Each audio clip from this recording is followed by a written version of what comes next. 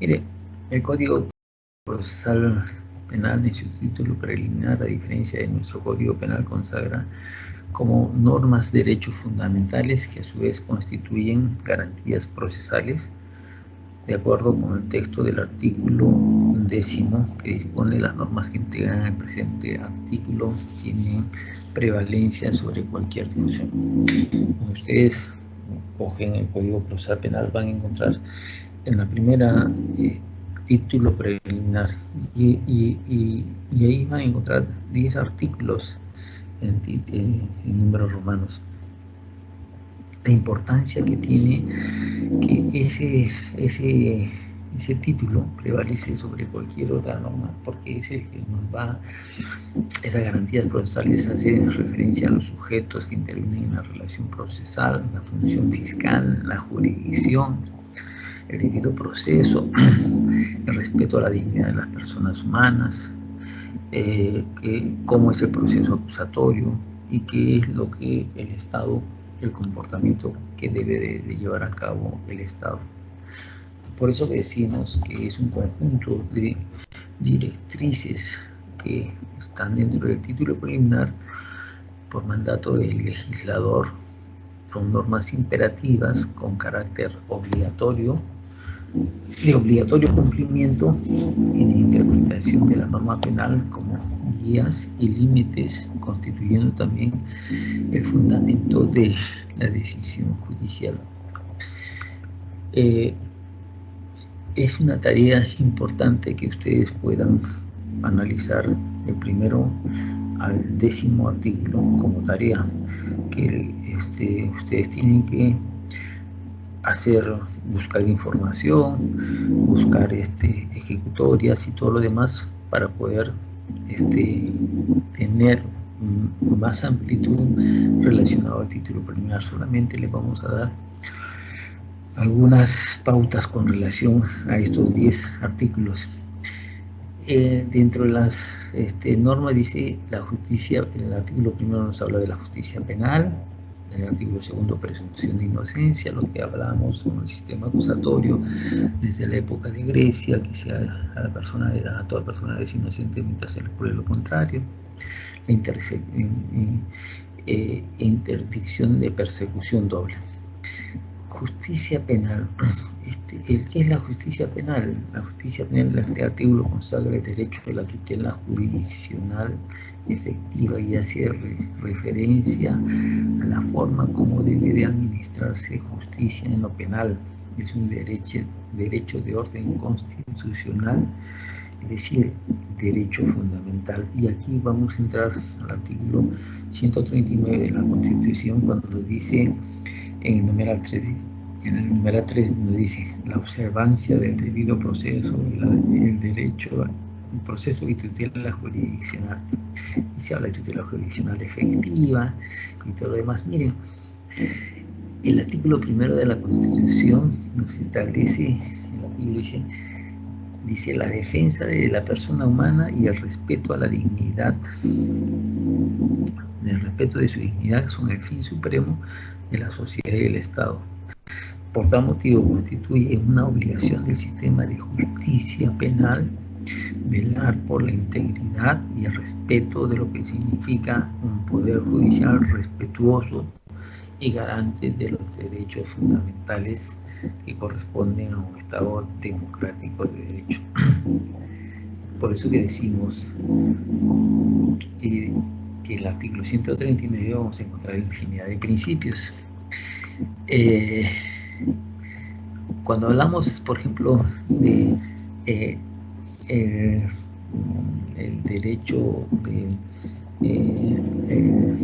ese principio del debido proceso, por ejemplo, acá tenemos un tema cuando manejamos y decíamos que el derecho que tiene el agraviado a constituirse en actor civil en un proceso y acudir a la vía civil. Miren, son dos cosas. Una persona que sufre un hecho, una acción que constituye un delito, viene el menoscabo, le va a causar un daño, un perjuicio, tiene el derecho a que ese daño, ese perjuicio sea resarcido. Y entonces tiene dos opciones. Una,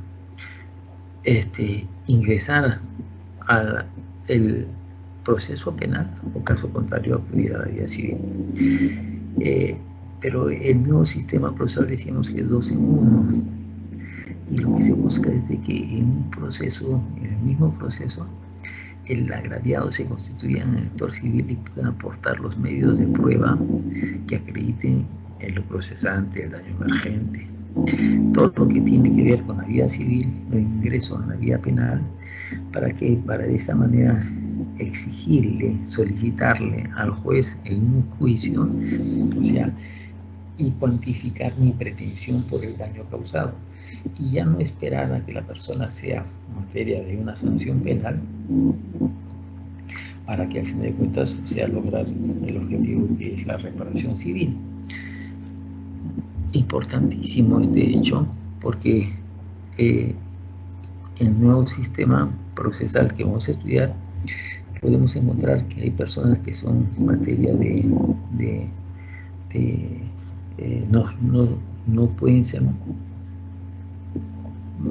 consideradas culpables del hecho delictivo, pero eso no significa que no puedan pagar una reparación civil. Contradictorio, porque te dirán, oiga, pero no es es ilógico que una persona que ha sido declarada inocente tenga que pagar una reparación civil. Es que ambos, de alguna manera, procesos, el fiscal es lo que busca la sanción penal, mientras que el actor civil lo que busca la reparación civil. Pero hemos dicho que de acuerdo a la teoría del delito podemos encontrar que una persona puede haber cometido una acción o omisión, y esa acción o omisión está tipificada, es antijurídica, pero resulta que existe una causa de justificación, pero eso no lo exime de una reparación civil a la víctima. Por eso que la importancia del nuevo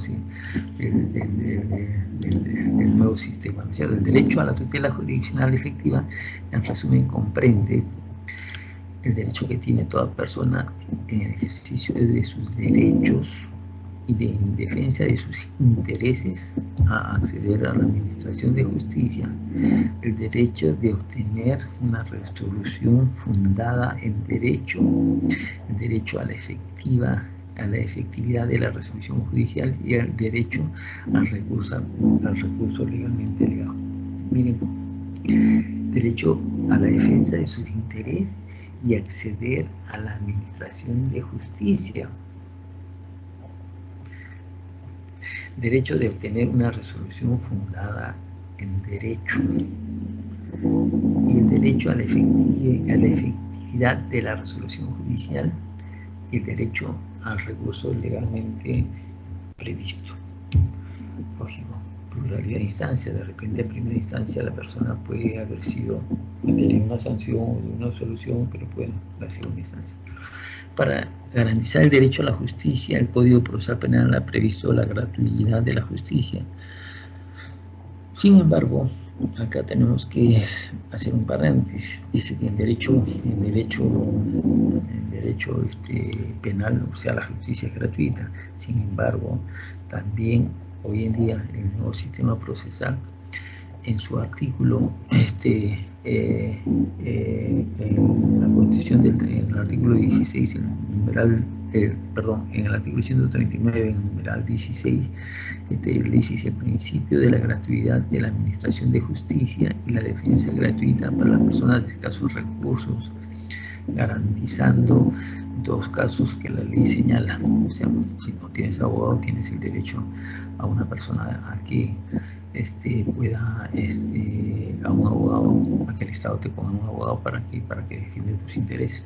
Sin embargo, el nuevo Código Procesal, en su artículo 497, numeral 1, dice: toda decisión que ponga fin al proceso a la que resuelve un incidente en ejecución de conformidad con el libro primero establecerá quienes paguen las costas procesales conforme al artículo 498.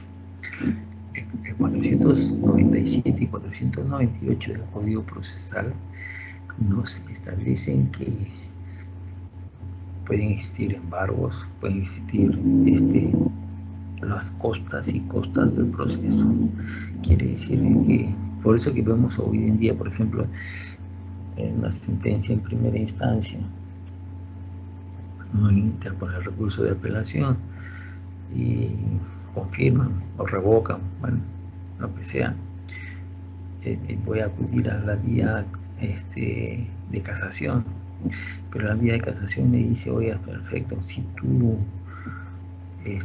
tus fundamentos no son sólidos o tú estás acudiendo a la vía de casacional sin que tengas una razón, justificación, te vas a hacer merecedor al pago de las costas del proceso.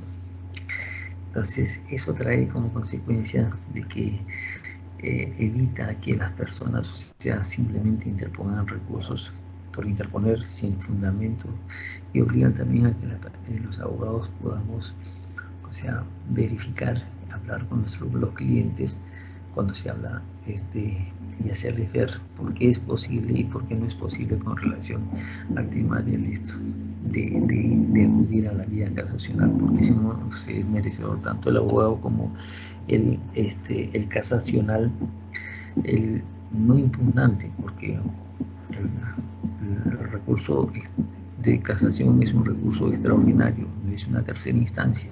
Ténganlo desde ahora como elemento importante.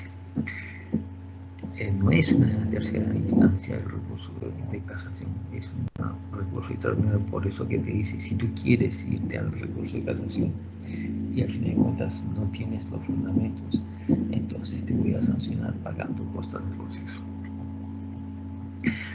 Otra de las características de la justicia se imparte con imparcialidad, hace referencia a la administración de justicia de ser imparcial, y un juez es imparcial cuando es justo, sin que haya favoritos. La justicia que se imparte por los órganos jurisdiccionales competentes. La jurisdicción, dice, y acá vamos a entrar a lo que es la jurisdicción. La justicia se imparte por los órganos jurisdiccionales competentes. La jurisdicción es la facultad. La jurisdicción, cuando hablamos de territorialidad discrecional penal. Ok, perfecto. Vamos a ver. Jurisdicción es la facultad o función pública de administrar justicia en el ejercicio de la soberanía del Estado y es ejercida por un órgano competente que tiene como finalidad la declaración del derecho, la tutela de la libertad y el ordenamiento jurídico, aplicando la ley en los casos concretos para el logro de una paz social que nos permita la convivencia pacífica. La jurisdicción se ejerce por el poder otorgado o delegado por las leyes y por los tribunales. En nuestra Constitución, en el artículo 138, en su primer párrafo señala: la potestad de administrar justicia emana del pueblo y se ejerce por el Poder Judicial, acuérdense los poderes, a través de sus órganos jerárquicamente establecidos de acuerdo a la Constitución, porque en la Constitución también vamos a encontrar cómo es que está conformado el sistema de justicia del Poder Judicial, ¿no? Tercer poder. Consecuentemente, la potestad jurisdiccional consiste en juzgar y ejecutar lo juzgado, atribuyéndose exclusivamente al Poder Judicial el monopolio de los enjuiciamientos de todo conflicto que pueda darse en la sociedad, definiendo esta facultad en indelegable y otros órganos del Estado. Si bien es cierto, el Poder Judicial es el único que tiene la facultad de juzgar y ejecutar lo juzgado, y es monopólica. También encontramos que existe la jurisdicción militar y la jurisdicción arbitral. La jurisdicción militar, que es donde se sanciona a todo lo que son las Fuerzas Armadas y policiales en ejercicio de su función. Una cosa es el ejercicio de la función por desobediencia al superior, insulto al superior, diferentes delitos o faltas que los miembros del ejército y de la policía pueden cometer dentro del ejercicio de su función, que lo va a juzgar su fuero militar. y el arbitral, que es donde se da el arbitraje. Pero en materia penal, si un militar o un policía comete un delito común, debe ser juzgado por la jurisdicción que es la única establecida por el Poder Judicial.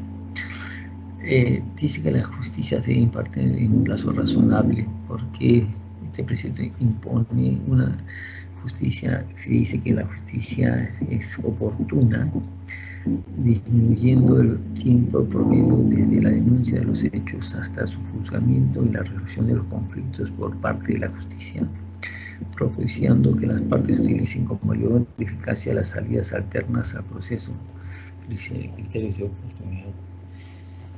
En un plazo razonable, el nuevo sistema procesal contempla plazos y establece para diferentes fórmulas. O sea, cuando un proceso común, es simple, es complejo, un comportamiento que tiene que ver con relación a los obstáculos que se puedan presentar dentro del proceso, ¿no? Vamos a encontrar también cuando un proceso, o sea, los plazos que tiene un proceso común, por ejemplo, dice que el plazo de investigación es de 120 más 60 días, un proceso complejo tiene 8 meses, un proceso de crimen organizado tiene 36 meses y así sucesivamente vamos a ir analizando. El derecho a un juicio previo. El título preliminar del artículo 1, numeral 2, dice: toda persona tiene derecho a un juicio previo, oral, público y contradictorio, desarrollado conforme a las normas del Código, ¿no? Y una de las cosas, el derecho de un juicio previo se materializa en la etapa del juzgamiento y en el proceso penal, que constituye lo más importante, ya que permite al juzgador el derecho a un juicio previo. Nosotros hemos hablado de que el proceso común tiene 3 etapas: preparatoria, etapa intermedia y juzgamiento. Y entonces, cuando hablamos del juicio previo, o sea, porque, miren, la etapa preparatoria prepara el camino para una acusación, que esa acusación sea válida y entrar a un juicio, por eso que se habla de un juicio previo, ¿no es cierto? Y donde debe de permitir al juzgador determinar la veracidad de la acusación y formarse una convicción sobre el tema probandum, como dicen, ¿no? El tema probandum, para declarar la responsabilidad o la irresponsabilidad del acusado. Ese es el derecho a un juicio previo.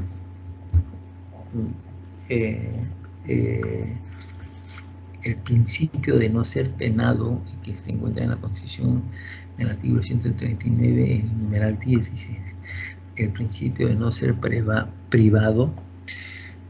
principio de no ser penado sin proceso judicial que resulte su equivalente, ya que en mérito de este principio ninguna persona puede ser sancionada al margen de un proceso penal. También está establecido mediante los tratados, los derechos humanos y todos los derechos independientes.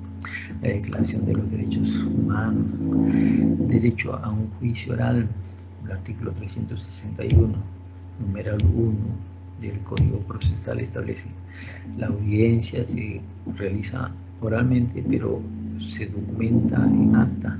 La observancia de este principio obliga a las partes a que intervengan en la audiencia a hacer uso del lenguaje oral como medio de comunicación durante todo el desarrollo humano. Decíamos que en el proceso mixto se daba proceso parte en el inquisitivo, mixto, acusatorio y inquisitivo. Decían que era escrito y era secreto. Y entonces, en el proceso sumario era escrito netamente y no había juicio oral, y por tanto, por motivo el juez era juez y parte y a que encontrarse dictada sentencia. En el nuevo sistema procesal, hoy en día todo es oral. Por eso que una de las características y uno de los temas importantes del nuevo sistema procesal es la litigación oral, que está en boga. Litigación oral de Matiense, ¿no? Matiense, donde establece cuáles son las características, las formas, cómo es que el el abogado litigante, el fiscal, y la vemos, ¿no es cierto?, en la televisión, hemos visto como el que, por ejemplo, en los debates de la prisión preventiva de Keiko y de grandes personajes, vemos cómo se demoran 3, 4, 5 horas, donde el fiscal pone sus medios de convicción que tiene, sus elementos, construye su teoría y es refutado por la defensa, y en ningún momento se presenta escrito. Si bien hay medios de prueba que son escritos, pero todos esos medios tienen que ser expresados oralmente, ¿no? Importantísima esa figura, principio de publicidad. El artículo 139, ¿no es cierto?, el numeral 4 dice: el 103, principios y derechos de la función jurisdiccional, dice: la publicidad en los procesos, salvo disposición contraria. Y es que la publicidad se va a dar en todos los procesos comunes, salvo, dice, disposición contraria a la ley, solamente en los delitos que sean contra la libertad sexual o la libertad, la libertad sexual. Al final, esos juicios no pueden tener la característica de oral por su condición misma que atañe a la parte íntima de una persona. El título preliminar en el artículo primero, numeral 2, dice: toda persona tiene derecho a un juicio previo, oral, público, contradictorio y se desarrolla conforme al código, ¿no es cierto? Por eso que decimos de que el principio de pluralidad, sin embargo, tiene su excepción con relación a los delitos contra la libertad sexual. El principio de contradicción, el principio que está íntimamente relacionado con el derecho de defensa también, porque el fiscal aportará un medio de prueba y la defensa buscará la forma como es que va a contradecir. Si bien es cierto, este principio de alguna manera se aduce de que puede contradecir los términos de la acusación,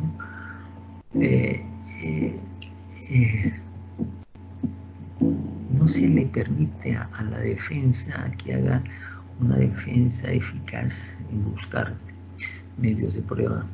Miren, el Ministerio Público tiene dentro de su potestad, vamos a encontrar la potestad de requerir, tiene el poder compulsivo, puede ordenar, pedir, solicitar. La defensa no tiene el poder compulsivo. La defensa no le puede ir a decir a un testigo o a una persona, a una empresa, vamos a poner que tenga una cámara, decirle: oye, ¿sabes qué? Tráeme tu video para yo poder hacer el análisis, estudiarlo. La empresa dice: ¿y tú quién eres? Yo soy el abogado de Pedro. ¿Y quién es Pedro? No, que está procesado. Sí, pues, pero me lo pide el fiscal. Se acabó el tema. Entonces, siempre la defensa va a estar supeditada, por más que se hable, dice el principio de contradicción, siempre va a estar supeditada a que tenga que solicitarle al fiscal, para que sea un fiscal, de alguna manera pueda requerirlo o compulsar a esta empresa para efectos de que traiga presente ese medio de prueba, ¿no? Es difícil, por eso que a veces es medio complicado. El principio de igualdad procesal, normado en el artículo primero, numeral 3, dice: las partes intervendrán en procesos con iguales posibilidades de ejercer facultades y derechos previstos en la Constitución. También es un tema medio complicado, ¿no? Porque, como hemos dicho, el abogado no tiene esa parte. El derecho a la pluralidad de instancias, otro de los principios importantes que se encuentran en el artículo 139, numeral 6. Ya saben que ustedes tienen como tarea analizar el artículo segundo, cada uno de ellos, de sus incisos y sus numerales, así como el 139, cada uno de ellos con sus numerales, ¿no? si tuviéramos que presentar y de repente en algún momento tendrán que colgar su trabajo. El tema, otro de los principios dice, el Estado garantiza la indemnización por errores judiciales. El Código Procesal establece en su artículo primero, en el numeral 5, dice, el Estado garantiza la indemnización por errores judiciales. Y me olvidaba decirles que tienen que estar, cuando vayan escuchando, tienen que estar con su código procesal a la mano y su constitución, porque vamos a ir tocando artículo por artículo para poder desmenuzarlo posteriormente.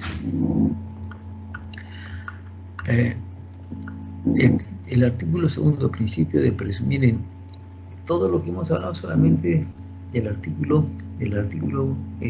primero del título penal. El artículo, vamos a analizar el artículo segundo y ustedes tienen para largo con relación a los demás artículos. El artículo es un principio de presunción de inocencia consagrado en el ordenamiento procesal. Dice, toda persona imputada de la comisión de un hecho punible es considerada inocente y debe ser tratada como tal mientras no se le demuestre lo contrario. Un graso error, porque al fin de cuentas los medios periodísticos utilizan, y hay una sanción que la propia norma lo establece y lo vamos a encontrar, donde dice que una persona puede ser presentada como culpable sin que haya una sentencia previa, pero una persona detenida dice, es delincuente, ya es delincuente. O sea, ya no es presunto, ya es el sujeto, el delincuente, fulano y tal. Y nadie hace nada con relación a ese tema, ¿no? Dice, por eso dice, toda persona, dice el artículo segundo, el principio de presunción de inocencia, toda persona imputada de la comisión de un hecho punible es considerada inocente y debe ser tratada como tal, mientras no se le demuestre lo contrario y se haya declarado su responsabilidad mediante sentencia firme y debidamente motivada. Se requiere suficiente actividad probatoria de cargo obtenida. Hasta antes de la sentencia firme, ningún funcionario o autoridad pública puede presentar a una persona como culpable o brindar información en tal sentido. Mentiras, porque los propios fiscales presentan a la persona por medio periodístico y dice, ya lo consideran culpable, ¿no? La presunción de inocencia se encuentra contemplada en el artículo segundo, en el numeral 24, en el parágrafo F, que dice toda persona es considerada inocente mientras que sea declarado judicialmente lo contrario. El estándar probatorio, una de los hoy en día, ¿no? Es el tema de la probanza. Dice que para efectos se requiere una suficiente actividad probatoria de cargo obtenida y actuada con las debidas garantías procesales.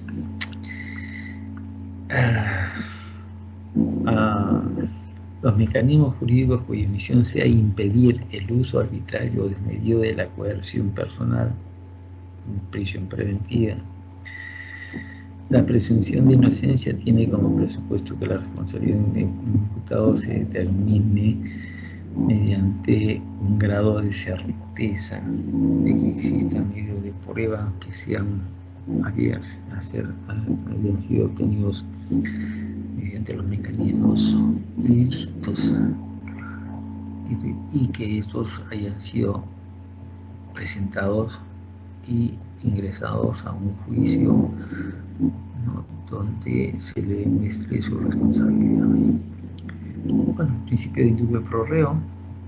Después tenemos la prohibición de presentar a las personas, y así sucesivamente vamos a encontrar el artículo tercero, interdicción de la persecución múltiple, ¿no es cierto?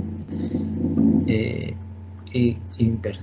artículo tercero, vamos a suspender en estos momentos la clase para continuarla dentro de un momento.